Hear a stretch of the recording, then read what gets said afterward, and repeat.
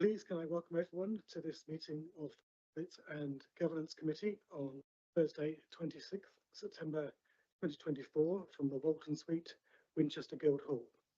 Time is 6:30 p.m. My name is Councillor Johnny Morris, Chairperson of the committee.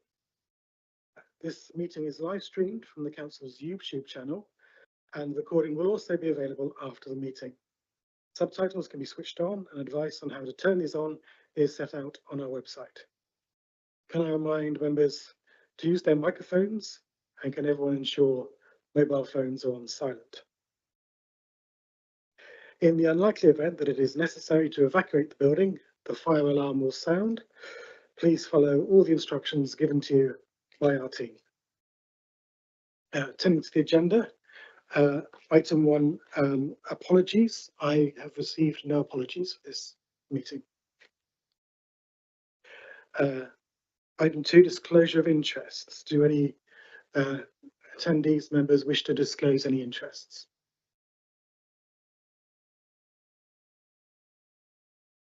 I'll take the silence as a no. That's good. Chairperson's announcements. There are 2 more audit and governance meetings which have been added to the schedule. The next one is on the 28th of November, and then there'll be another one which is provisionally scheduled for the 25th of February. So if you can try and keep those dates clear. Moving on to item 4. Oh, that's part of the, to note the Audit and Governance Works programme on pages 5 and 6. Can I have a cause of noted if you have noted it? Noted. Noted.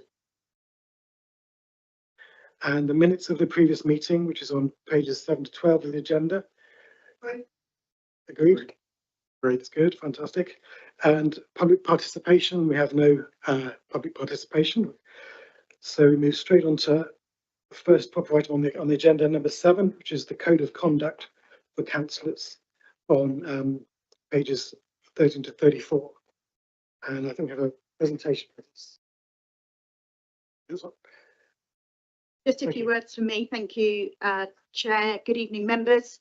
So members, back in 2018, the Committee of Standards in Public Life undertook quite a large piece of work, which was to act as a health check on the standards framework in place that had been in place since the Localism Act in 2011.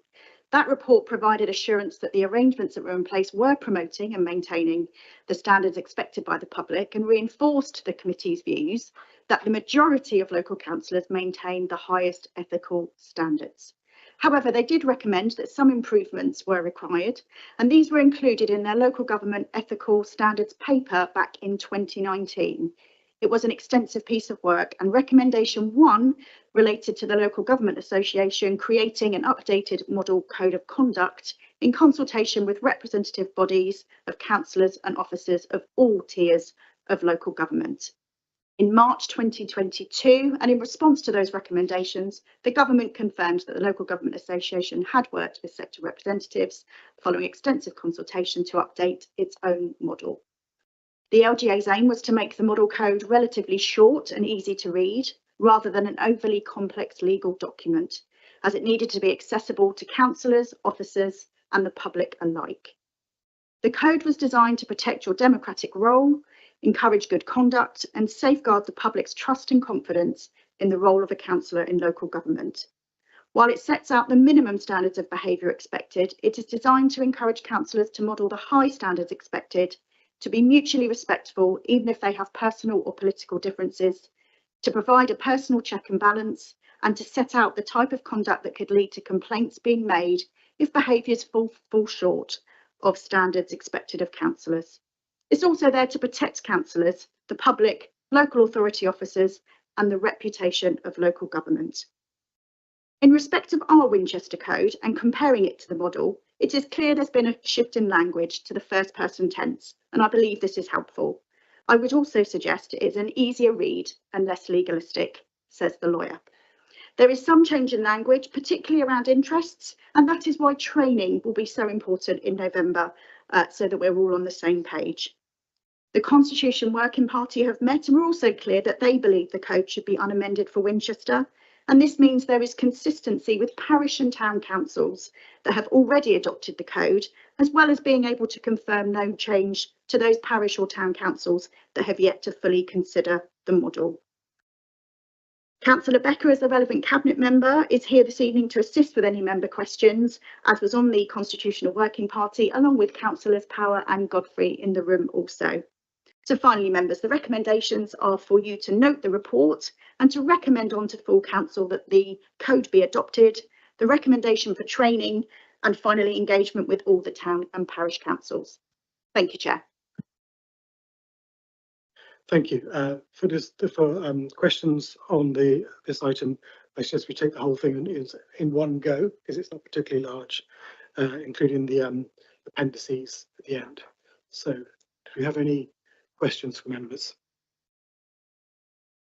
Councillor Godfrey. The only minor points raised during our working group meeting related to interpretation, and Councillor Becker had raised the issue of equality matters relating to income, I believe, and similar matters. And I raised the issue of making sure we retain the excellent guidance on bullying and examples in the current code. And the decision was made to incorporate those into additional guidance. Can I just confirm that this guidance is going to be part of our deliberations in our November meeting?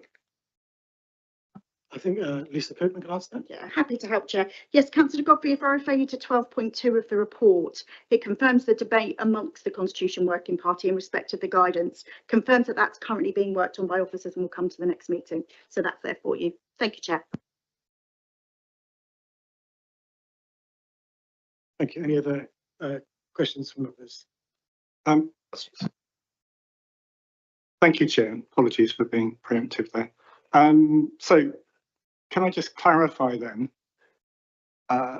what we've got in front of us is the standard model of conduct, unchanged from what is the standard, I presume, but what Councillor Godfrey is referring to would actually be an amendment to that code of conduct, yes or no? Well, Very happy to help though, Councillor. So in terms of the code, what the Constitution Party has recommended and is recommending to you this evening is that the Local Government Association Model Code is adopted word for word by Winchester City Council. What you often have on top of the Code of Conduct is a guidance document, and there was an LGA guidance document that was produced. And when we were discussing areas where we might have thought to put something in the code or should it be covered by guidance, there were points for officers to take away to expand on within that guidance document for members, but also that comes alongside that as our complaints process. So to absolutely ensure that the language is consistent between both the guidance document and the complaints process, we said we'd bring that back to your next meeting because we didn't want to delay the adoption of the local code in front of you today. sounds perfect. And will that come back before council is approving the code of conduct? So the code will go to the next council meeting, and the guidance and the complaints for dealing with process will come to the next audit and governance meeting. The complaints process will also have to be referred on to council. Okay, thank you. I have a question, if I can leap in myself, which is regarding the Appendix B, registering interests, which is item 9, which seems to be the most significant new addition to the Code of Conduct. And I just want to be sure that the language is precise when it says at the end of item 9A and whether that is actually meant in the logic sense that both these conditions have to be met, or whether it might be considered it's or either of these conditions needs to be met. Yeah, and absolutely, Chair. When I was saying that the biggest changes around some of the language with our interests, when the code was changed in 2019, members may pick up that when some of our members now make a declaration, they even use the old language from 2 codes ago, and that's because it was so instilled and ingrained. So training, to be absolutely clear, that all members understand their position in terms of making that type of an interest. That's why that's so key. I mean, as always, and it says it in this code and it says it in our existing code, if you have any issues with an interest that you have, it's best to take the advice of the monitoring officer. And that does, members, give you a level of protection that if you have taken the advice of the monitoring officer and followed that advice, that is a protection later on if there were to be any issues raised in respect of that declaration. Thank you. So this is something that members will have clarified for them in training. So, Chair, we do have in your committee calendar, there are already, you know, we put in, I think it's 4 sessions a year where we just hold the date for member training.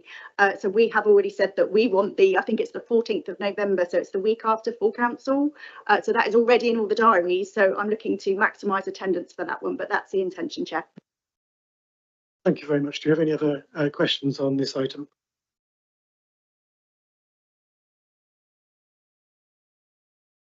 Okay, do we have any discussion on this item? Councillor Godfrey. Only to restate what Ms Kirkman said. I think it is eminently sensible to adopt a common code of conduct with other authorities, particularly those in our own district, so that we have a better understanding and a simpler way of applying the rules, because they are all understood in the same way. I completely agree with that. That's I think it'd be very difficult to disagree with that point. So, do we have any discussion? Any further discussion? Okay. Just as from the other side, if you like, I was going to say more or less exactly the same words. So, in this instance, I actually totally agree with Councillor Godfrey. Thank you very much. Then shall I propose that this item on the agenda be noted? Is that agreed? Agreed. Noted. Noted. Noted. Oh, Councillor Becker. I just wanted to pass on my thanks again to the members of the Constitution Working Group for coming together and having, I think, a record short meeting, which was unprecedented and really productive. So thank you. Thank you, Councillor Becker. Moving on to agenda item 8, which is the Treasury Management Q1 report. And I think Councillor Neil Cutler will be presenting this for us. Thank you, Chair. This is the regular quarterly report on Treasury Management. There are no instances of non-compliance in Q1, and the one note on the report that some eagle-eyed members had already spotted and was there as a question was around the table at 15.2, and when I look at it, I still can't work out what the change is. It's related, I think, and Mrs. Keyes will no doubt describe the detail of it, but it's related to long-term investments changing to borrowing, changing to a sort of term repayment borrowing. So some of it's short term and some of it's. Who's going to explain it? You're going to explain it. Thank you. So thank you. So apologies, it was an error on our behalf of the position shown at the 31st of March. So £200,000 was incorrectly classed as long-term borrowing when it's actually short-term borrowing, and that's because Winchester hold what's called an equal instalment of principal loan, where at each interest payment date you also pay a proportion of the principal of the loan back as well. And unfortunately we missed it, so I'm really sorry, but the table is there and corrected.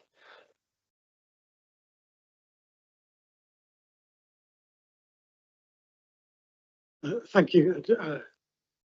Thank you, Councillor. I'm happy to take any questions. Happy to take any questions. Great. Pass them on. I think there are going to be questions on this item. We can go through it largely in order of the various sections. So if we first of all do everything before item 11, the first 10 sections, any questions on the implications? Now I think we're moving on to the actual report properly. Any questions on the summary, which is items, let's go, anything from 13 onwards. Councillor Comois. Yes, thank you, Chair. In my experience, my relatively short experience being on council, we often seem to be reviewing treasury stuff right at the end of a very long budget meeting. So I feel like sometimes I don't get quite enough time on it to kind of understand what's going on here. So I want to use the opportunity to sort of understand tables sort of on section 15.1 and 15.2, where at a superficial level, we seem to have some pretty high numbers in terms of liabilities or debts. I call these big numbers. What I want to understand is what underpins these debts. What assets do we have that were bought using that money? And what are the valuations of those assets? There's a second set of questions, which is how is the debt financed? If it's housing, how much of housing revenue is spent on financing debt? I'll leave it at that for now. So and this is, just treat me as a layperson, because that's what I am, and I don't really understand these accounts in the way I might do a PLC type accounts. If I make a start, if you look at the housing revenue account budget, you will see that nearly all the external borrowing, as far as nearly all the external borrowing is the buying back of council houses, which I think Councillor Godfrey would know more about than any of us, because he was, I think, here at the time that this was done, and possibly had the portfolio when it was done. And of course, that's buying 5,000 council houses, which I think at 159,000, I tried roughly to work it out, is about 30,000 a house, which so therefore that's a fairly solid collateral against that borrowing, and it is part of the 40-year, was it 30 or 40-year plan on the housing revenue account. So that comes to the housing revenue account budget will come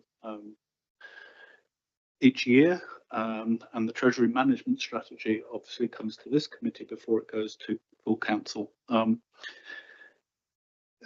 Most of the other borrowing is borrowing internally. So I know, having seen a list of what your potential questions are, you will say we don't appear to have much in the way of reserves. We do, because we borrowed most of it to save us having the external borrowing. So because it's internal borrowing, it's straightforward. But I mean, for example, the leisure centre,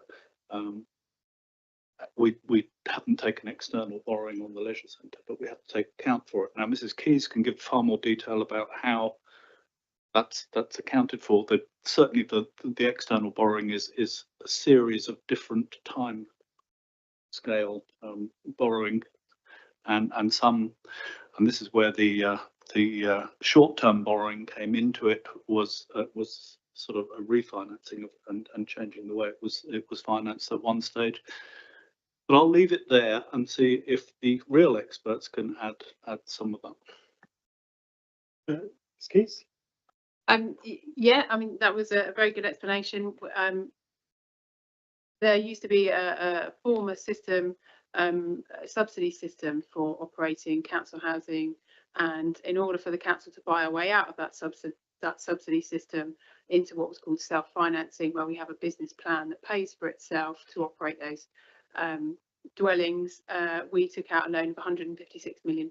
So Councillor Cutler is correct that the vast majority of that borrowing was for buying our way out of that subsidy system, and the additional borrowing is also HRA borrowing. There is no borrowing for the general fund, external borrowing for the general fund, and obviously the value of those properties at the 31st of March 2024 is in the region of £569 million. They're backed. That loan is backed by a significant portfolio of assets. It's not uncommon for councils in our position to have that level of borrowing associated with our HRA. Thank you, Councillor Wilson. If I could just ask a supplementary. Councillor Cutler referred to this idea of internal borrowing. Again, from a PLC world, at least PLC world that I kind of understood, that you either borrowed money externally or you didn't borrow it. What's this idea of internal borrowing, just so I can interpret, think about how I interpret that. Thank you. So when we talk about internal borrowing, it's unfinanced expenditure. So when we constructed the leisure centre, the money that we use to finance that comes from our reserves. So it's effectively from our savings account that we've borrowed out of our savings account for now to fund the borrowing at the time. When we want to come to spend out of our savings account, we will need to externalise that borrowing and go to the bank and ask for that money. So it's more of a cash flow issue, but it's because we've got unfinanced capital expenditure from previous projects. Thank you. If any more questions on this item on the agenda? I have a question on the table 15.2. The short-term borrowing interest rate is 2.82 and the long-term is 3.24. And most people's normal experience is that short-term borrowing has to have a higher interest rate than long-term borrowing. So could you account for why this isn't what people would normally expect it to be? Yes, of course. So the short-term borrowing that's on this table is mostly legacy long-term borrowing. So long-term borrowing that you've held such a long time that we're now less than a year away from it maturing.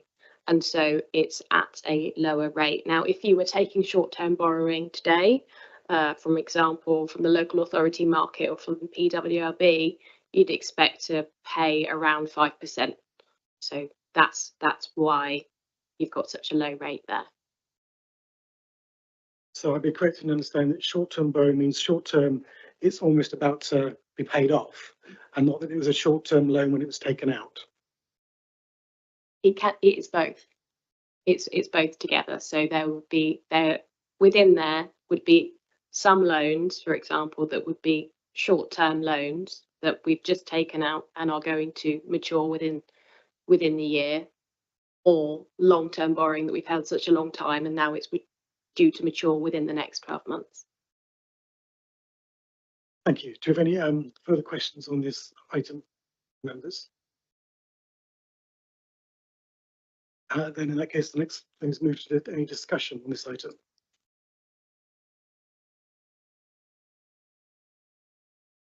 I'm hearing silence, which is always a good thing to hear. So let's do we agree that this item is noted? Noted. Okay.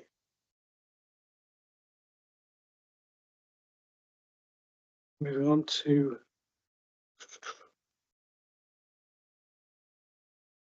item 10, which is a report from Councillor Becker.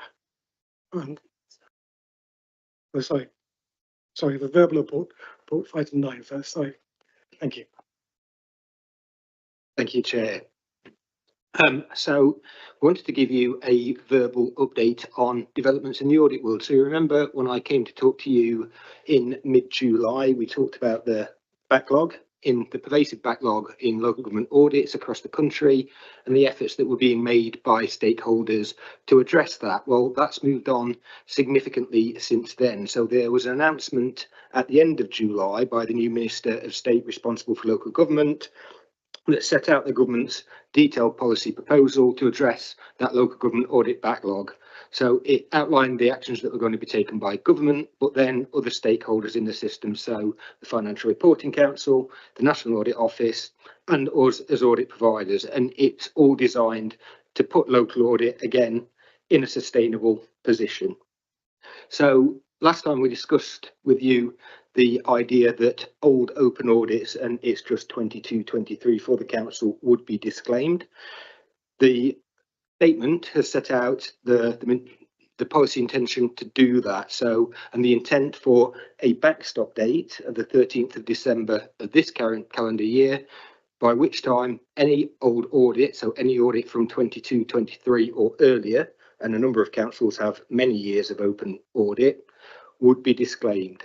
The legislation to allow for that has now been laid before Parliament, so that is going to happen. So as previously communicated, we will disclaim your 22-23 financial statements. Just because you disclaim an audit doesn't mean you have to do no work under auditing standards. So we need to complete, we won't complete detailed testing of the 22-23 financial statements, but we will need to review them. We will need to undertake planning procedures. We'll need to understand the business.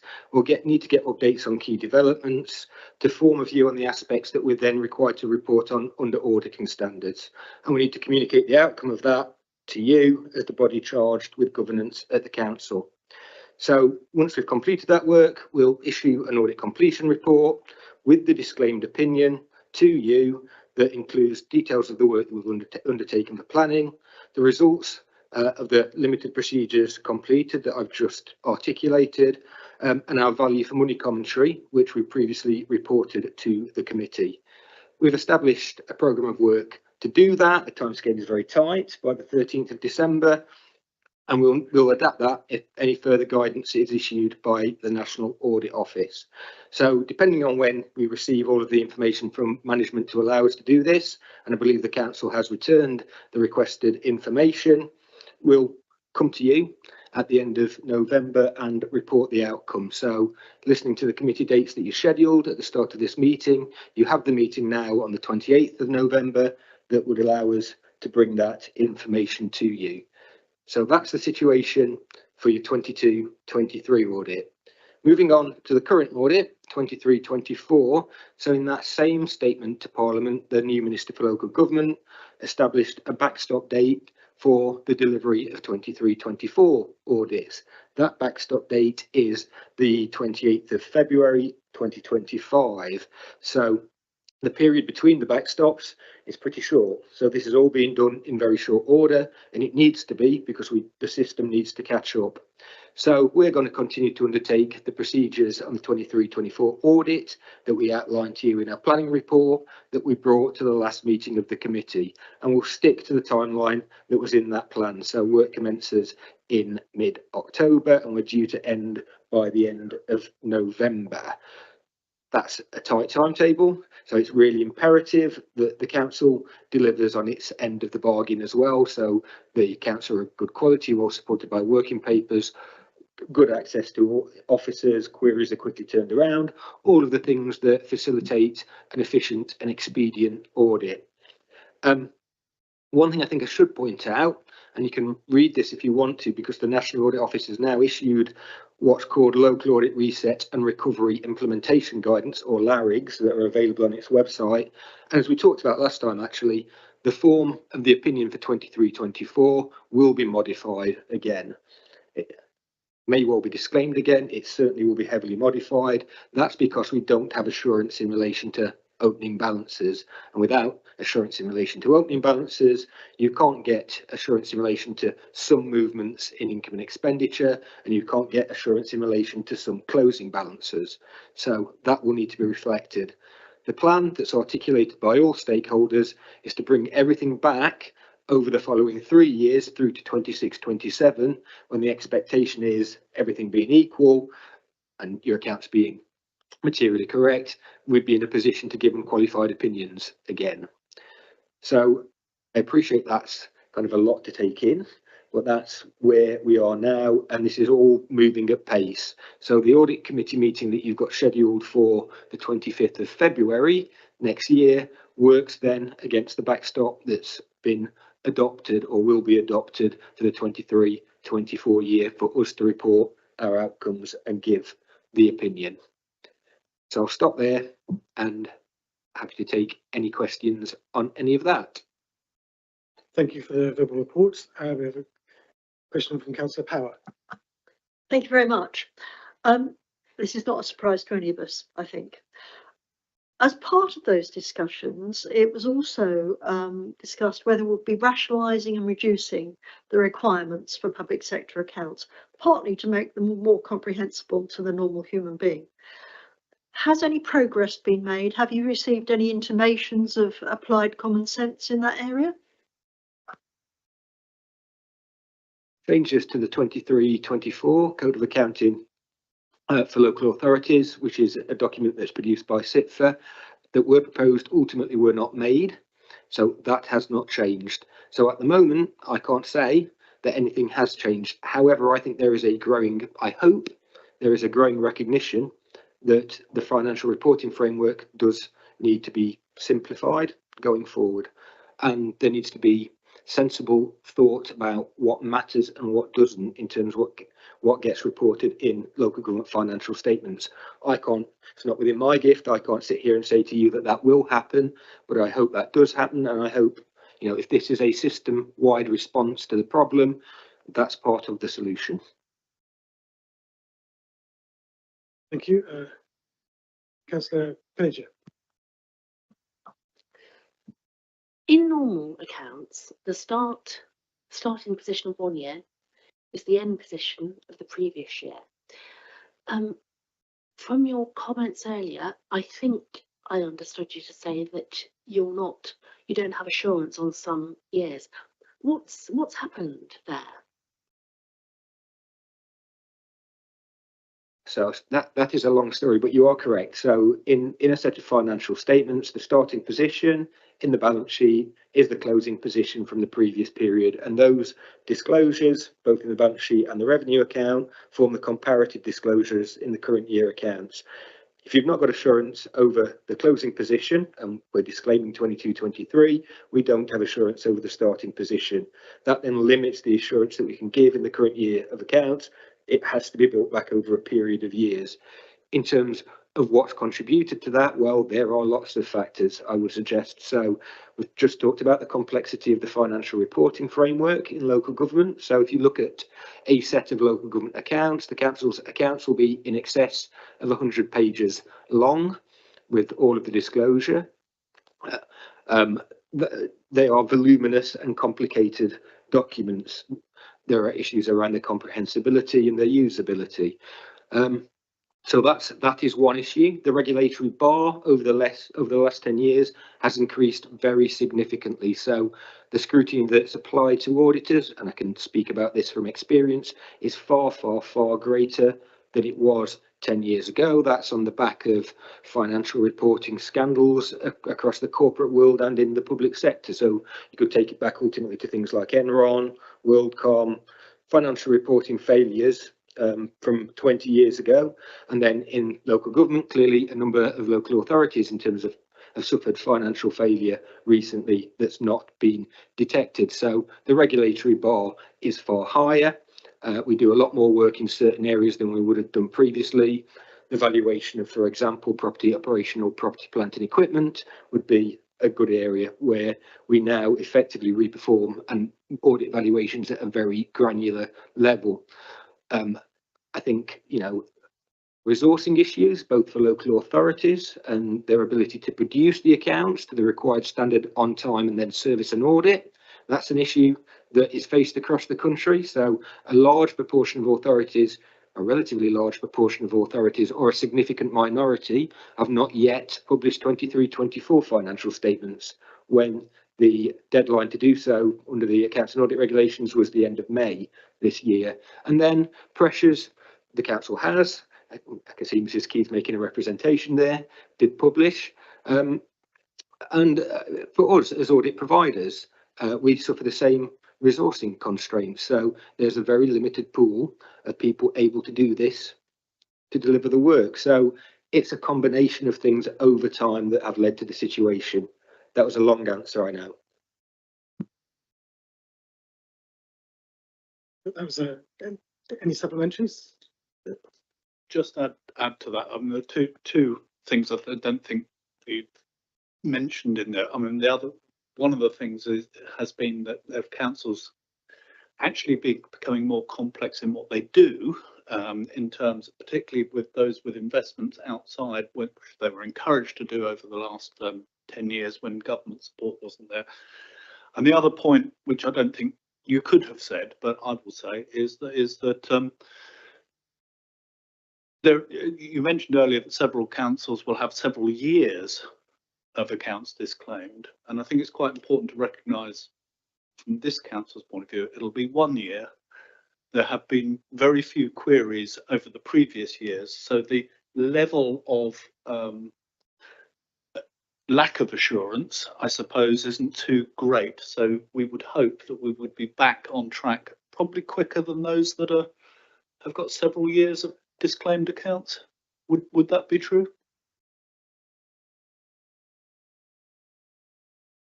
It would be correct to say that we've not reported significant accounts in deficiencies in your accounts previously. We do still start with a disclaimed opening position, but it should be quicker to recover. But I think the 4-year timeline that's been outlined by the NAO is a reasonable one to get back to an unqualified position. And clearly you only get to an unqualified position where the accounts for the year of account merit that anyway. The other point you make, and it was remiss of me not to mention it, is entirely right. So over the last 13, 14 years, councils have been afforded greater freedoms and flexibilities. They have acted more commercially. They've entered into commercial activity in a number of areas, often funded by external borrowing, entered into complex group structures to do that against the backdrop of the other things that I'd set out. So that, if you looked at a set of councils' accounts for a given tier 10 years ago, 15 years ago, they would have looked very similar. They now look wildly different because councils do very different things and are engaged in very different things. I would also make the point that audit fees were pushed down heavily over a long period of time as well. That's changing now, but that perhaps contributed to it. Thank you, Simon Matheson, Councillor Cutler. Councillor Chamberlain. Thank you, Chair. I was scrolling from notes from the last committee meeting as you gave us the update. If I recall correctly, and I'll apologise if I don't, at the time of the last committee meeting, there was kind of noted uncertainty about the cost of the 22-23 audit to the council, given the lack of guidance on the backstop and the sort of further guidance that was to come up. So whilst I'm not asking for an answer in pounds, shillings and pence, may I just ask whether that cost for 22-23 audit has now been confirmed to the council? The short answer is no. So the fee is determined by Public Sector Audit Appointments Limited. The council is part of a national framework contract, along with around about 99% of councils. They will need to form a view on the level of fee that is payable under those arrangements. They have not yet formed that view. It will be different council to council, because for some councils an amount of work was done, more work was done, for others less work was done. So no, unfortunately, I can't give you an answer to that question at this point in time. Following on from that point, would it be fair to say that the actual fees are not proportionate to the amount of work that's entailed?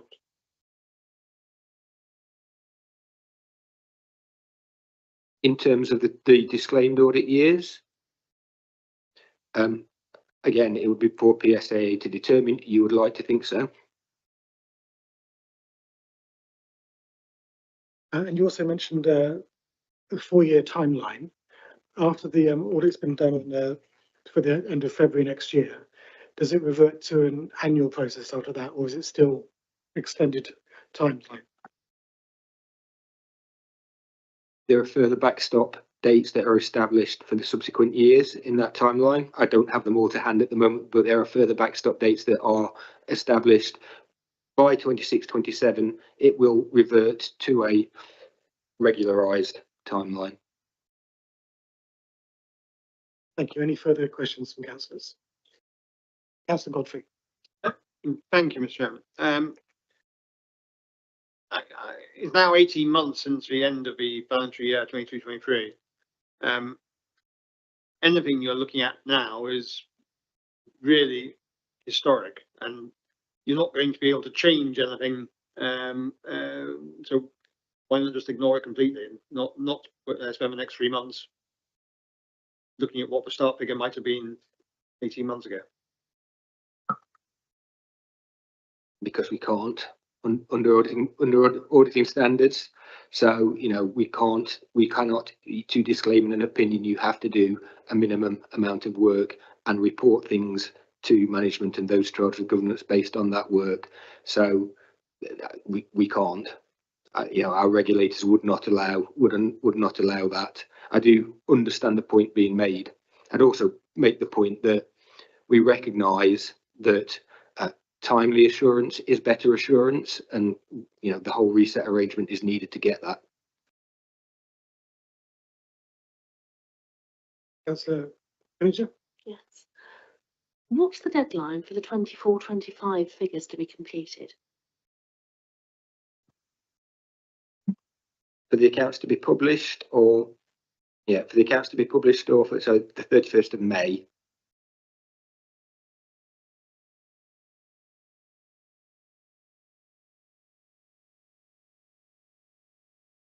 Any further questions from councillors?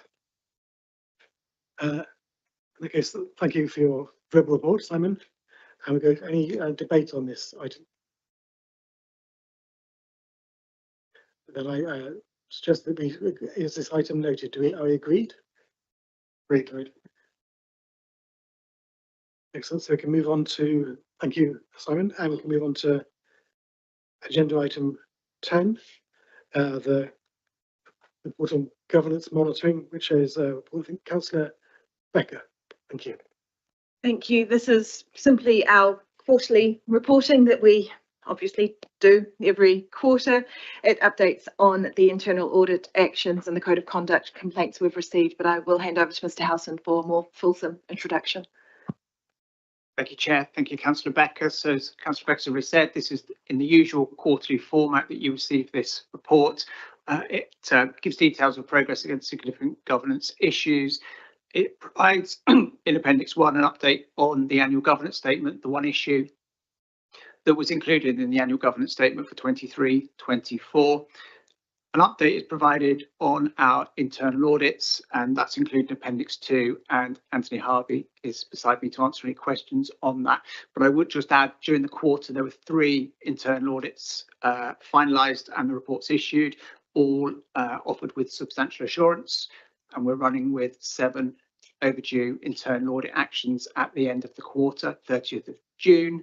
And a brief summary of where we are with the progress against those actions and expected completed dates for each of those is included in the main body of the report. Appendix 3 provides an update on code of conduct complaints during the quarter, and Appendix 4 is an update on the corporate risk register. Happy to take any questions, Chair. Thank you, Simon, for this, because it's quite a lengthy and detailed and granular sort of report. I suggest we do the report in, if we can go through question, if that report in order, if we do the report first, and then we can discuss the various appendices in numerical order. So any questions on the actual report, which takes us up to page 55 of the agenda? Councillor Conwayson. Thank you. I suspect I could infer the answer to the question a bit later from the documents a bit later on, but in section 12.5 there is a bar chart which has internal audit opinions, and we have in there some toolbars which I think are substantial assurance, and then we have some which are reasonable, and then we have some that are limited. I'm just wondering, what are we counting here? An audit is an audit. You know, we've had the gentleman here talk about an audit, but so what are the different? What are we counting in terms of the different types of audits? Just help me understand that, please.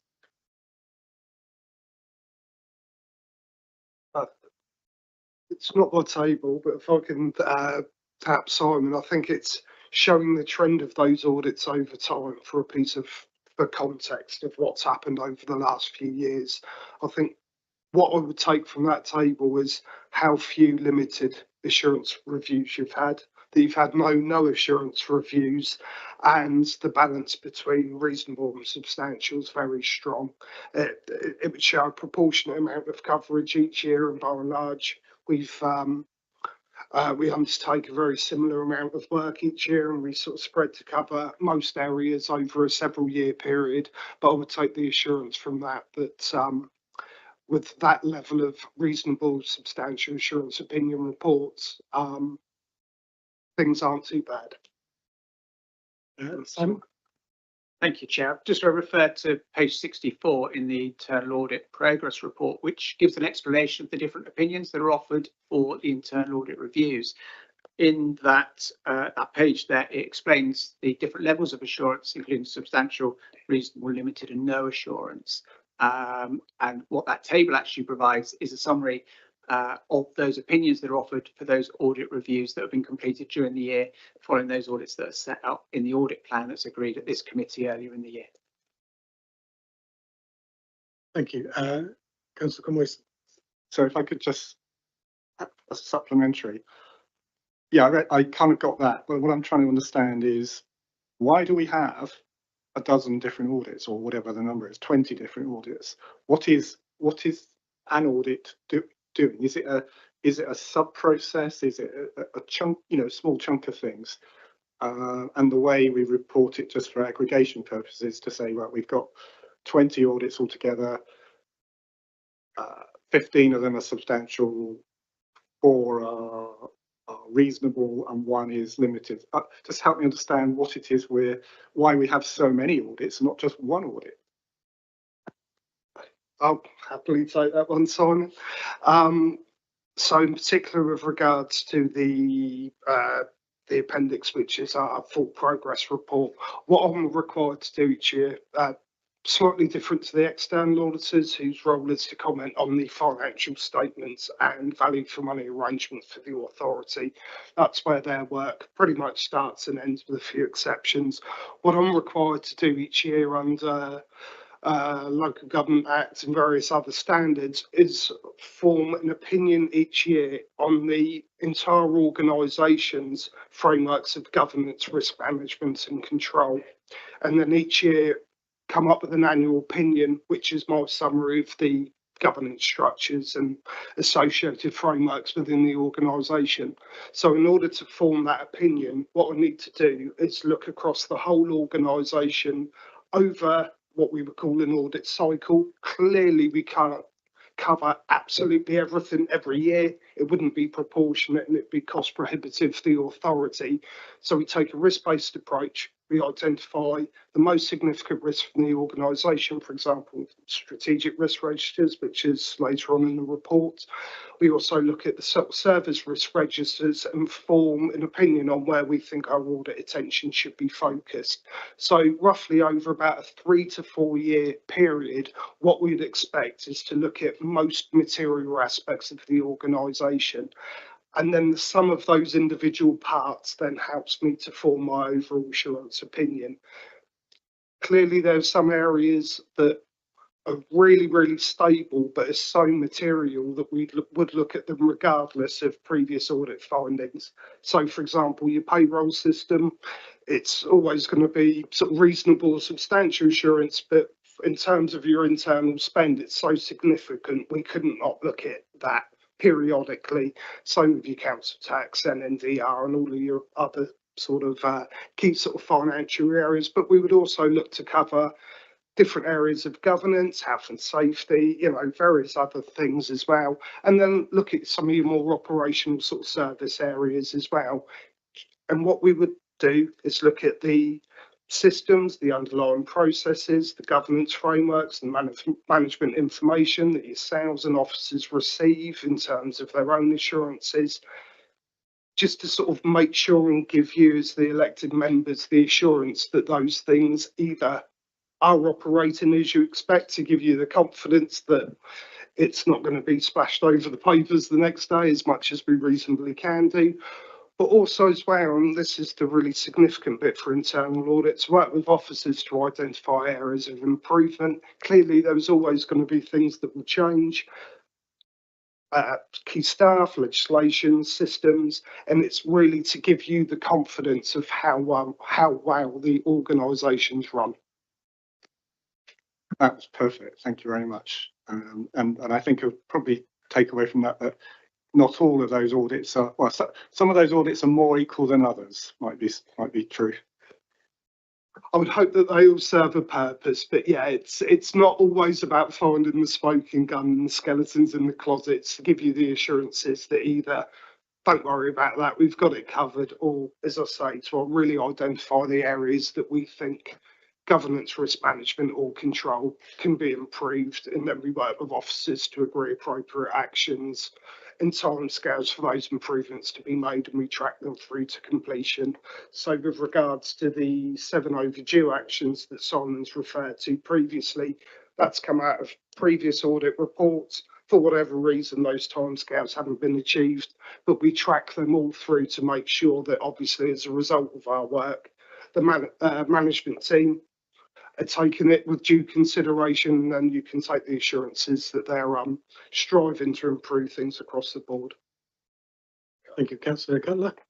Yeah, just to add to that, having the experience of being involved with this committee for a long time, if something comes up that this committee is concerned about, then there can be flexibility within the audit programme to have a look at something, which I think is an important part of internal audit. And the other element of it, which I think I mentioned at the last meeting, but to have 7 overdue actions is probably as low a level as we've ever been at. When I first was chair of this committee, I think there were several pages of overdue actions from audit. So the process has been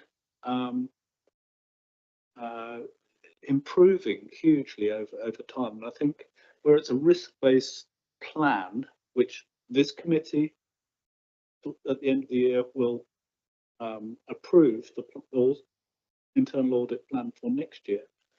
So you have an input. If there are areas that you're concerned about, that there is some discussion around that. So it's flexible enough, but it does give, it's there to give assurance across the whole organisation. And I think that table, the very first table you asked about, really does show that we've, over the last few years, have moved to more and more substantial opinions, which is, I think, a credit to the organisation, actually. Thank you, Councillor Cutler. It's always good to have a sort of, to be able to put this sort of information into a context. If I can have my turn for a question, it's just the 7 overdue items. So if I read this right, 5 of those are in IT asset management. Is there anywhere in the report where those 5 are listed anywhere, or would you be able to provide a list?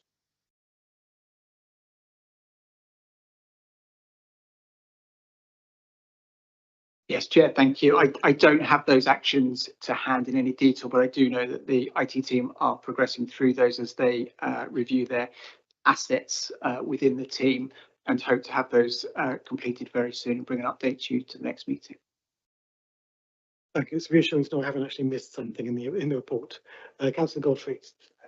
Thank you, Mr. Chairman. I think Councillor Cutler is right. The report in what's there is, shows a very good direction. We're getting, good auditors as well as better response from our teams.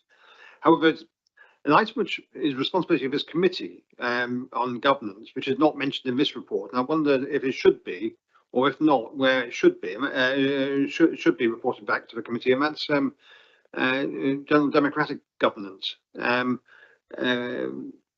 We have a couple of outstanding community governance reviews, which are due to be planned. We have a new parish council created in the last couple of years, and we should be reviewing the need for a boundary review across the district in the very near future. Shouldn't we be seeing that either as part of this report or on a regular basis in another format? I hope that Councillor Cutler might be able to answer that question, or Councillor Becker.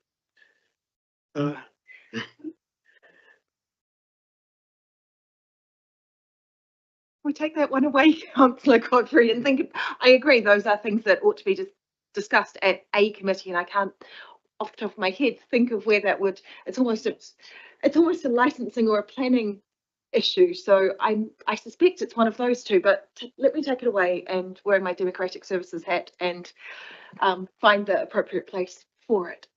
I think it is responsibility of this audit committee to oversee community governance reviews.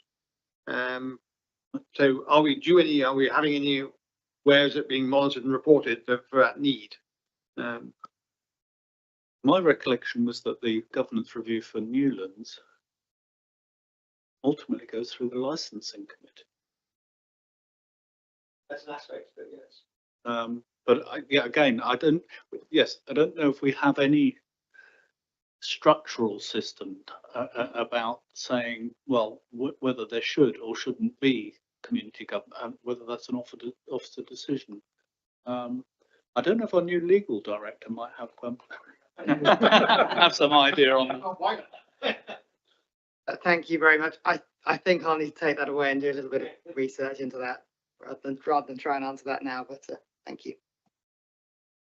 Yeah, it's a useful contribution, and that's been noted on the minutes. It can be added possibly to the work programme if it's something which isn't already in there. Any further questions on this item, Councillor Pinniger? So ICT business continuity. According to this, it was last done in July 21, and that seems quite a long time ago given the name of the subject. Do we have a plan to run that again shortly? Okay, Liz Keys. Thank you, Chair. Yeah, as Director with responsibility for IT, I can step in and answer that one. The IT team have been doing a lot of work, particularly following the internal audit of our cyber incident response plan, and that's very closely linked to the disaster recovery plan and our emergency planning around IT systems. So they've done a lot of work on that recently. I've just signed off a report from an external expert to assess our current security posture. That was a 3-month engagement to review the current areas of risk around both tactical and strategic recommendations within our disaster recovery and within IT, and also identify improvement opportunities aligned to the Centre for Internet Security framework. So they've been doing a lot of work on that, and we have scheduled for later this year a disaster recovery exercise, which is a tabletop exercise done as though it were a real emergency, set aside in a side room so we don't panic anyone that it might be a real emergency. And we will walk through all of that, and then we're in a position for the internal audit team to come in and check the work that we've done and the progress that we've made since that last audit was conducted. One more question. If we have a limited assurance opinion, does that mean that the audit for that particular subject is prioritised for the next year? Or what do we do about limited assurances? Anthony. When we're forming our audit plan, we will always take into account any other sorts of assurance that the organisation receives. So as Liz mentioned, if you bring in about sort of quality health checks, all of these sort of things, we'll take that into account.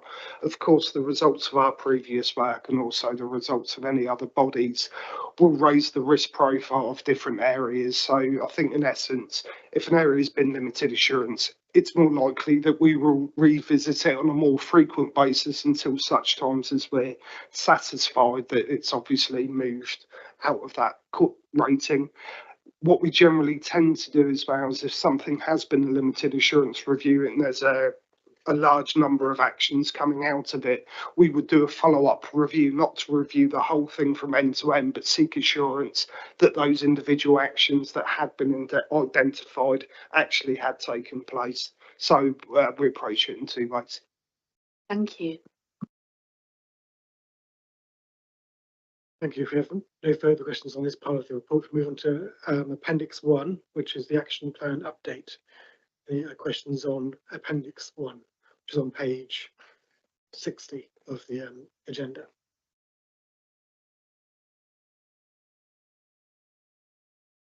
Okay, we're going to go to Appendix 2, the Southern Internal Audit and Partnerships Internal Audit Progress Report.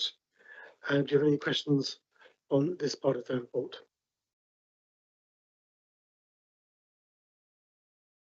So, Councillor Conway-Smith. Thank you. Again, this is partly just to help me understand how to interpret this thing. So looking at page 68, I think it's item 7, rolling work programme. There are several items on there which I'm taking this as the programme of work that's coming up soon. We've got 3 on there which are limited: cyber security, mobile device management, and tree management. What exactly is that risk here, that we're auditing? Just help me understand what it is we're auditing for and what risks we're running by these limited assurance opinions at this point in time. Okay, so with all of those where the assurance ratings been given that's either limited or, as I say, no assurance, we bring the findings of those reviews back to you when those reviews have been concluded.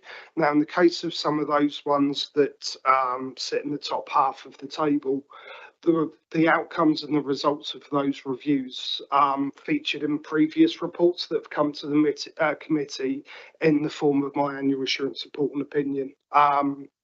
So, for example, with mobile device management, then it's quite important that if you've got a lot of devices that are being, where they are, that they're being monitored and updated and upgraded, and that review was taken in a period of time when you had a project on going to completely update how you were managing your laptops, handheld devices, any of those things. So the findings of those reviews were previously communicated back as to what the issues were. With regards to tree management, then you think it's strange, but well, okay, a tree's a tree. But obviously, if you're not monitoring, you're not inspecting, you're not keeping a view of your trees, then obviously there's always the danger that if there are issues with those trees that aren't being attended, you're not pruning them, you're not doing whatever it needs to do, then ultimately one could fall on a member of the public. So we do need to look at these areas in the same way as play parks. You think, well, where's the risk? Well, if they're not properly maintained and a goal falls on a child's head, then it has happened in very tragic things too. So this is different. You think payroll, it's really tangible why you would want to look at that area, but it's important we do look at all areas that are within the remit of the authority to make sure they're properly managed. So with those limited assurance ones in particular, the findings have been reported previously, but with regards to the rest of page 68 through to page 70, that's the programme of work that that was agreed back in February of last year that would be included as part of our 24-25 audit work.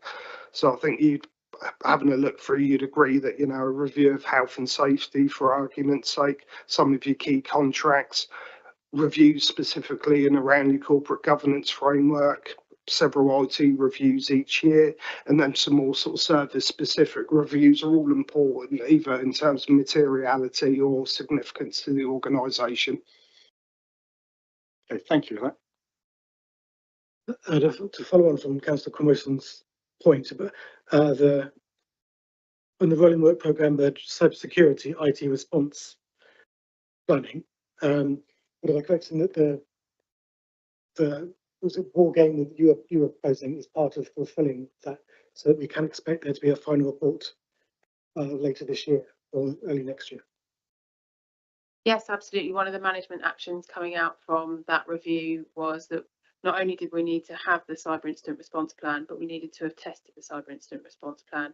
So we've done one desktop exercise with IT colleagues as to how we stand up systems once we take them down and how quickly we can do that. But this is a wider whole organisation emergency planning exercise based around a cyber incident this year. So yes, we look to draw a conclusion after that. Thank you. Any further questions on Appendix 2? Which moves us to Appendix 3, which is about the Code of Conduct complaints. Councillor Godfrey. A short point. The number of complaints closed in the last period since the last report is 6. What's been average number of hours spent on those 6 complaints?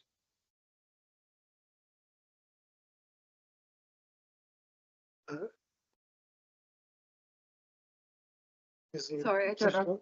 Oh, okay, sorry, it's a shame Ms. Kirkman has left, but the number of hours is included for the number of active cases. The concluded ones, I'm not sure. Mr. John, do you have those numbers in front of you? I don't, but I can check that and bring that back. So, We can come back with that. Can I ask if it's published, because it's useful to understand the complexity. We have it for the active cases, but not we don't know how long it's going to, how much it's going to take to finish. Yeah. Okay. Understood. So if that could be noted and added to the next report in 3 months' time, that'd be just really useful.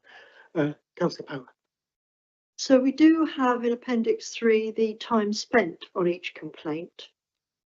The active cases, you're referring to the inactive.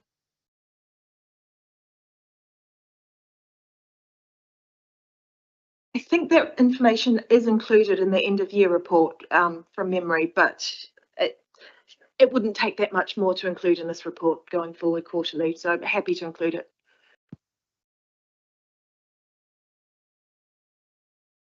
Any further questions on Appendix 3 of the report?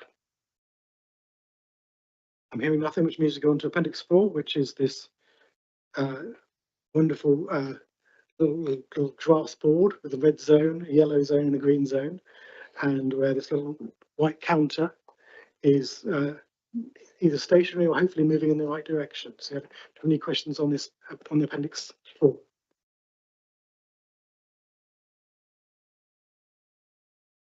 Councillor Cromwell. Thank you. Looking through all the different corporate risks identified here, and I like the simplicity of the presentation. It kind of distills down a lot of stuff into a simple thing that an ordinary person can understand. In most cases, if not all bar one, where we put in current controls, that seems to change the original risk rating into a residual risk rating that is improved, except for corporate risk 001. And I just wondered why that was. And is it just the granularity isn't big enough? It has moved it, but it's not enough to move it into the green zone. Yes.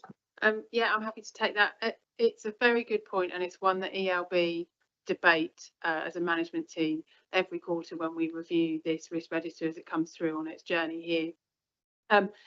You're correct that it's down to that level of detail that we're able to display in these risk ratings. So the risk ratings are set out, and they're quite big boundaries, big areas of risk for each box and for different categories as well. So we do have this same debate every time we review it that says, is it worth doing any of those controls if it doesn't improve the risk rating from where it started? And we feel it does, but it just doesn't do it enough to move the whole box. Okay, and that kind of begs the question of what is it that would need to be in the current controls to actually get it into the green zone? Is it just so big a thing and so costly that it's a management decision to say, okay, well, we have to run with that risk rather than do something that's unaffordable? Yeah, so the outcome of the Executive Leadership Board's review of this every quarter is to decide whether the residual risk is tolerable. And given the investment that would be required to move it significantly, we feel that given those current controls, that residual risk currently is. Thank you. Any other questions on Appendix 4? Councillor Pinniger. So the grid with the red, amber and green boxes in, if you've got the white circle in a green box that's got a red and an amber next to it, does that mean that the risk is higher than if it were in a different part of the diagram where it was purely surrounded by green? Or is it just less complicated than that? No, you're absolutely correct. It's shown almost like a graph with an x-axis and a y-axis. So yes, the further to the right, the greater the risk, the impact of the risk, and the further up the boxes, the greater the likelihood of that risk. So yes, things further to the right, albeit it might be in a green box, but are more risky, likely, or have a bigger impact than something purely surrounded by green. I have a similar question about CR008, about the availability of suitable sites for the strategic need for housing, building new homes. Firstly, I want to check that takes into account the government's new targets for building new homes, or whether that's based on the old figures. And secondly, although the white circle is moving in the right direction, it's still within the red zone, and whether it's reasonable to expect that that might be able to move into an area of lower risk, or that is innate, given the situation we're in Winchester, where we've only got a limited number of places that we could possibly build in. Yeah, so on that point, one of the new controls or mitigation steps that that Cabinet have taken is around the change in strategy away from solely building new homes to acquiring new homes. So rather than looking solely for sites where we as an authority can build, because of the costs associated with that, within the budget report that came forward in February, there was a change in policy direction to also look at acquiring affordable homes from other development sites. So that shows the reduction in the likelihood of that risk from the original risk to the residual risk. But clearly it's very difficult times for house building generally, and we are not currently seeing that easing up, but we keep a constant eye on that, and we will constantly review that risk. Thank you. Any Councillor Cutler? Yeah, I just think if Councillor Westwood was here from the housing point of view, he'd be able to explain in great detail as to how difficult things are within the HRA at the moment in terms of both building costs, finding land and viability. And I think more broadly across these, there are risks that you know, finding the original risk rating is important, and working on the mitigations to move that dot for your residual risk is important. And with some of those risks, it would not be acceptable for it to be in the red.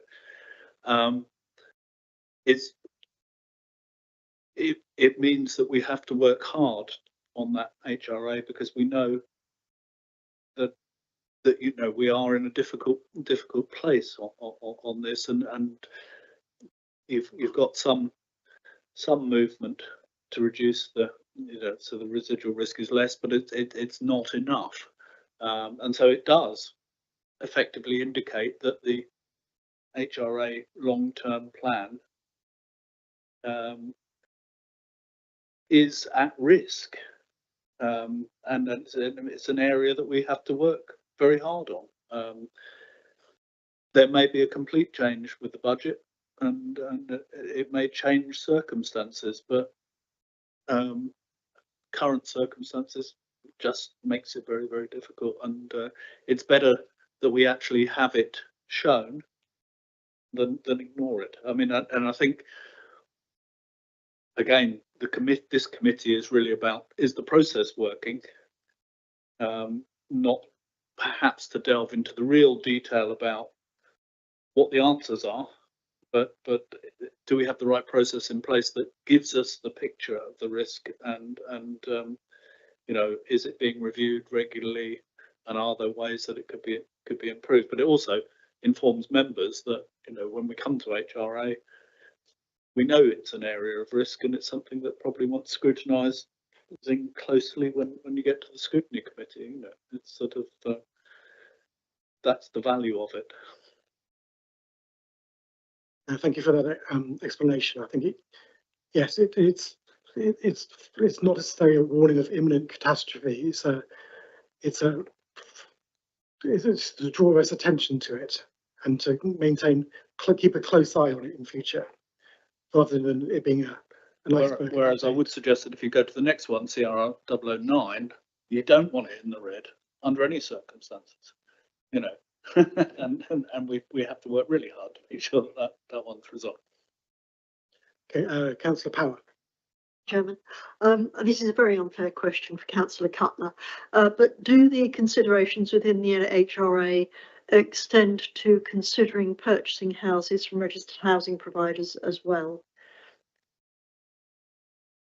Well, that's a policy decision that will need to be taken when you look at the when we look at the HRA budget and the, you know, the process of the whole policies around HRA.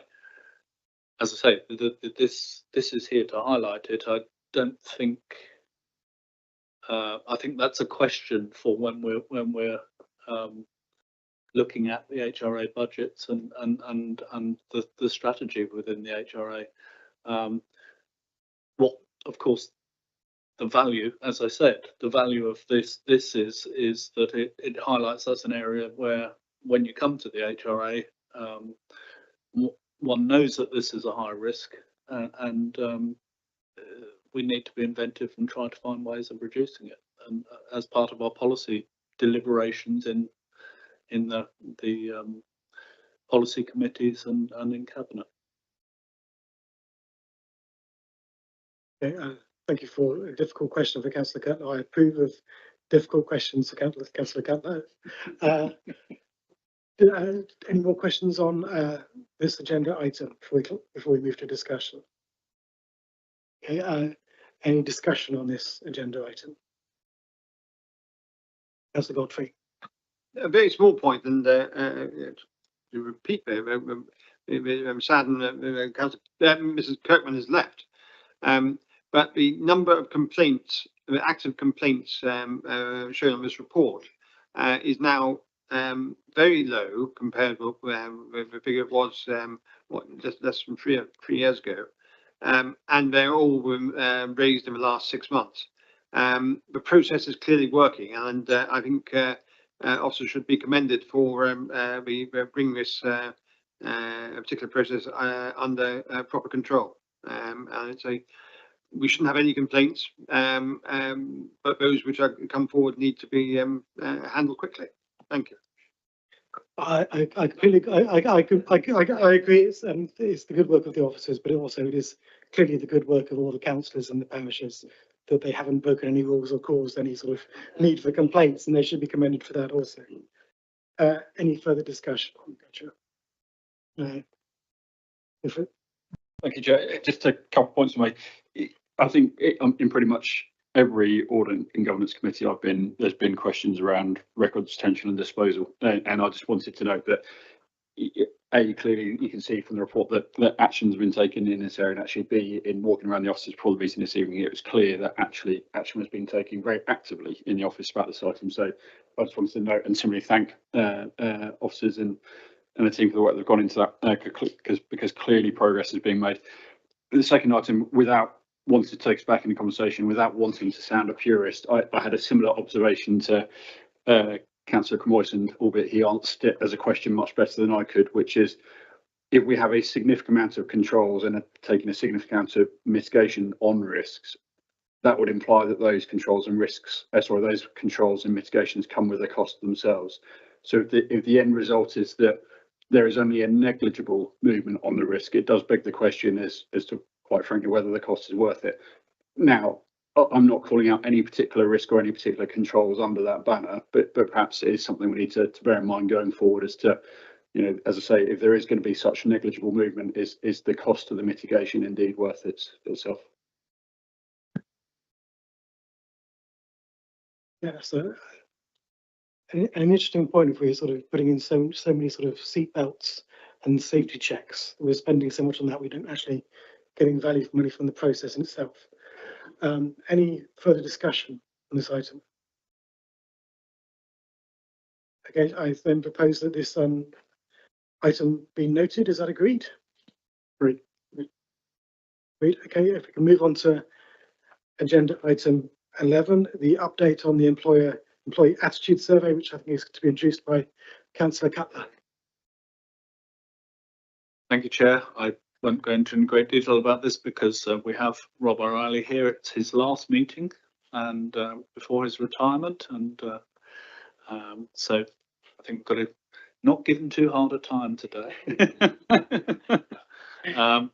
This is the annual the employee attitude survey, which looking through it is variable over the last few years, but across the piece, I still think we appear to be a very happy place, and I will leave it to Rob to go into a little bit more detail on that. Thank you, Councillor Cutler. And my colleague Sam Hanks is here because I won't be here for any future meetings, my last day today. So she'll be taking over on this item in future and other items as well. And she actually wrote the report for me, so thanks for that, Sam. So just to say, really, it's a good way to conclude this meeting and say this is a very, very pleasing set of results. And when we started doing this, we said it'd be nice to get a trend coming to look at and see whether things are changing over time. But actually, if you look at the trend, it's pretty solid over the last 3 years. The bits that have moved up or down slightly are all explained in the main body of the report. There's Appendix 2 to allow you to see that more easily. The actual results themselves are Appendix A, and actually on the intranet as well. So we report to a number of stakeholder groups, ELB, Strategic Leadership Group, Unison, Staff Forum, and we also take any queries directly from employees. And of course, we bring it to A&G if there's any questions. So as we're sort of at the end of the agenda item, I won't read it out in any great detail, but I'm happy to take any questions or comments. Thank you, Rob. Do we have any questions from councillors? Councillor Godfrey first. Thank you. In the table 11.9, which is a very good summary of the trends that you mentioned, Mr. O'Reilly. Ignoring clearly the harsh image which managers have about not caring about quite so much about their staff, which I think isn't necessarily a bad thing. Should the management or our management concerned about number 14, the last one about the staff's being significantly less pleased about the way changes are communicated? Is that an area for concern? Yes, there is an area of concern, and one that we discussed at Strategic Leadership Group this afternoon earlier, and we also discussed with Unison and decided to put that on as a regular standing item on a regular HR Unison meetings. Clearly, we made some good, this is one we were concerned about back in 2022, and we did some significant work about it to get right up, nearly a 10% increase in it. So it's a bit disappointing to see it's dropped back down again. So I would say the one thing that's come out of this in terms of roll our sleeves up and we've got some work to do is really item 14. Going to see caring, managers caring, which is something I think as a council we should be very proud about those results, which are probably, I would say, probably among, if not the highest in the country. If you did this across all other councils, certainly my experience, is that although the results have dropped slightly, as it says in the main body of the report, the number of people who strongly agree with that statement is the highest among statements. So a lot of people here strongly agree that their manager cares about them as a person, which is absolutely fantastic from an HR point of view or from a management point of view. Thank you. Councillor Power. Thank you, Chairman. I'm on page 104, 104, Mr. O'Reilly. 2 employees commented negatively on the use of pronouns in emails and lack of freedom of thought. Do they feel there's too much use of freedom to use different pronouns or not enough? Well, we don't know, obviously, because it's an anonymous, confidential survey. So what they put down is what they put down. I think from having read those comments, I think that both of those comments were along the lines of why are people using preferred pronouns out of emails. You know, we shouldn't have to do that, but actually we don't have to do it. Employees choose to do it or not to do it. As in this council, it's not a diktat. So I thought actually both of those comments were a bit erroneous because they some managers choose to do that and some don't. Councillor Cumwis. Yeah, thank you. I have to say that in my time as a line manager, I've been delighted to get a score of 80 something in my line manager cares about me as a person. So well done. But my question, well, I've got several questions. One is really about statistical significance. So, and you may have answered the question somewhat qualitatively. With the numbers that have responded here, what actually would constitute a statistically significant change year on year? Are we talking a 1%, a 1 basis point change, or a 3 basis point change? Because a lot of these things here, my gut feeling is over the period they're reasonably consistent, and there's not a lot of big change, and that's good. Good to know that things aren't falling badly.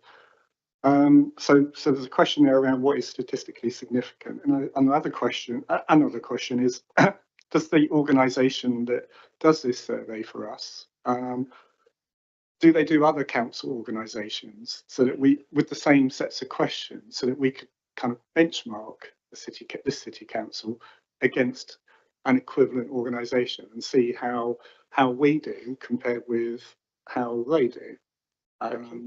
I'll take the second. Is that still have to? Okay, I'll just make sure everything more. But I'll take the last question first. The organisation that does it is HR. We do it in house. I did do one with my previous authority. We use the same set of questions. So these questions are ones that are standardised from an international, in fact, a global organisation. That costs £10,000 a year to do that in my previous council. So we do it not just HR. We do it with help from Simon's team as well. So it's a major piece of work for us, and that means we're not in a position, unless we're going to spend some serious money, to say, and I can compare you to a lot of other councils. The reason that I decided not to do that here when I came here is that the number of councils that were paying that money was dropping significantly. So when I started, we were able to compare ourselves to well over 100 other councils, but by the end it was down to about 20 or 30, and a lot of them weren't. For that, and that council was unitaries for European districts now. So we were getting to is it really worth the money? So actually, that's the answer to that one. I've forgotten your first question. Oh yes, what I do know from my work with the previous global company is that if you manage to get above 30% of your employees taking part in the survey, that's statistically significant, because we're 66%, so that's absolutely fantastic. But I think that the changes with only sort of 450 employees of the percentages could be 1 or 2 people who happen to be off sick that day that would have put in a different box. So I'm not a statistician, but I don't think any of those changes are statistically significant. I think they're just interesting. Thank you. Yes, I can report that the change in the percentage for my line manager cares about me seems to be the result of 4 people giving a negative response to that. Just a question you might be able to answer this is, every sort of question seems to have about 15 to 17 people disagreeing or strongly disagreeing with whatever's asked. although the answers are anonymous, would it be a wrong assumption to think those are probably the same people in each category? I wouldn't know because it is anonymous and confidential. I mean, you know, you might think that, but I couldn't possibly say. I always want to say that.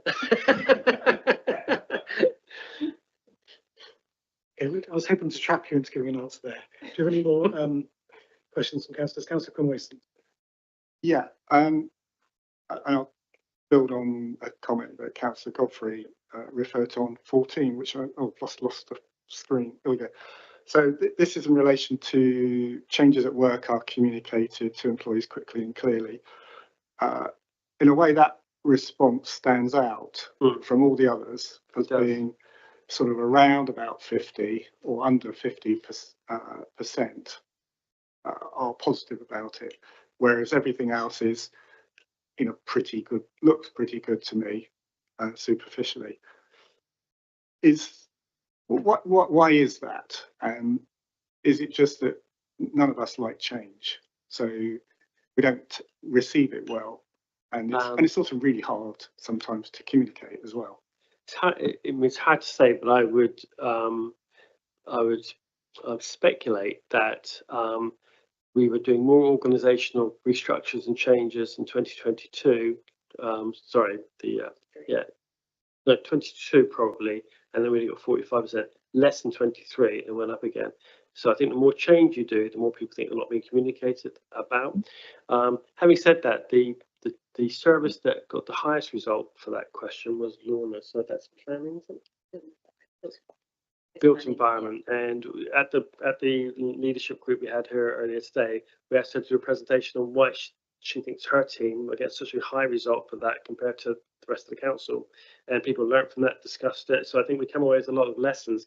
That's one of the important things about, as we're digging into the detail of the survey, to say we've got 3 questions that we did today. So here's the people who've got the best result. They did a little presentation on why they think they got that result. We discussed it, so well, can we share some of that? And actually Lorna's stuff that came out was really, really interesting and really helpful. So I think that with that and the other work we got planned with Unison and so on, I think we can get this result back up again next year. But my speculation is that the more change there is, the more people think they haven't been communicated with.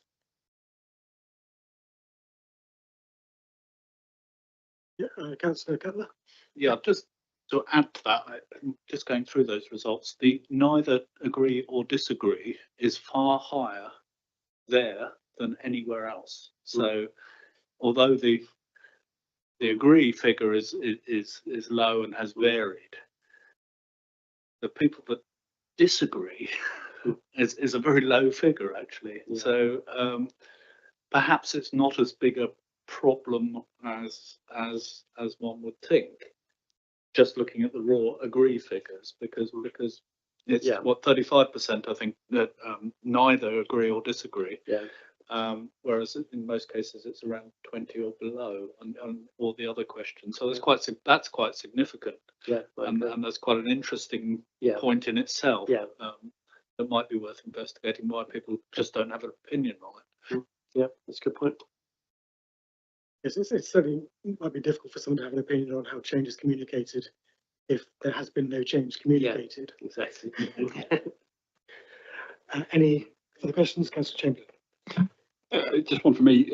At the end of the bottom page, 104, it says, I think that 5 employees said they thought their workload was too much, with some feeling burnt out, noting obviously it's confidential and therefore, you know, there's kind of not a direct line, so to speak, to see if people need help. Are there any other measures that can be taken then to help identify people who may be feeling that way? We can't identify anybody from the survey, because if we could, then clearly people wouldn't do the survey. So we have to both say and completely maintain the confidentiality and anonymous nature of the survey. I would say that there's a lot that the council does do for people that are feeling burnt out, in the sense that we have our counselling service, we have our mental health first aiders, we have other aspects of support that we give. I mean, clearly people have stress that they're off sick of every occupational health and so on. So I think some people, if you look at those comments, probably just want to say, actually, I've got a lot on, and we do know that some people, and it varies, do have a lot on. Their managers have to keep on top of that, and that's something that HR is always saying. And that's down to team meetings, one-to-ones, communicating priorities clearly, and so on. So it's a point that I think people should take away, that yeah, keep an eye out, keep an eye on your employees, don't let them get burnt out. So that's good work. It's well picked up. Any further questions on this agenda item? Let's just move to discussion. Any councillors wish to make points of discussion? Yes, Councillor Powell. Just to endorse really, Chairman, that this is overall a very positive report and does pay tribute to the management of the organisation from top to bottom. There are always places we can do better or more, but on the whole, I think the management team are to be congratulated. Thank you. Yes, I would endorse those comments completely, and I think I'll also endorse it. The active work that the officers are doing to identify any dissatisfaction. Obviously, they've got their work cut out trying to find any if there's very little dissatisfaction in the council. Any other councillors wish to discussion? Councillor Converse. Yeah, I would echo those sentiments. You know, the results in the categories that are you'd expect management to be able to influence, and I don't want to say control, just influence. I think they're all, you know, they're all in pretty good place, and that's good. But I think what I wanted to say was, I think doing a employee survey is really valuable, even if the results end up being pretty much the same as last year, because it's kind of like a scientific way of having a canary in the coal mine. It's telling you whether you're doing something, you know, whether there's an area that you need to work on. And, you know, if you get you might get an early indication in one category that allows you to address it and put out the fire and change things. So I would certainly, yeah, this sort of thing I think is really valuable to do. On the issue of change, it'd be nice to see those numbers higher, but I think change is always difficult, and people are, you know, some people thrive in it and some people really struggle with change. So I would expect the numbers to be lower. It'd be nice if they were a little bit higher, but above 50%. But it's not a surprise to see them quite comparatively low. But I think this is a good report. Thank you. Thank you. Yes, I think the canaries in this coal mine are tweeting happily, which is always a lovely sound to hear. For my part of the discussion, I'd like to thank Rob O'Reilly for all his work for the council over the years, and wish him the best as he's becoming retirement. Thanks on behalf of myself and all the members of the Audit and Governance Committee. Thank you. Yeah, thank you. It's just item 15 being noted, and is that agreed? Agreed. Agreed. And that, I think, concludes the meeting. So I call this meeting to an end, and I get to use my gavel. Thank you.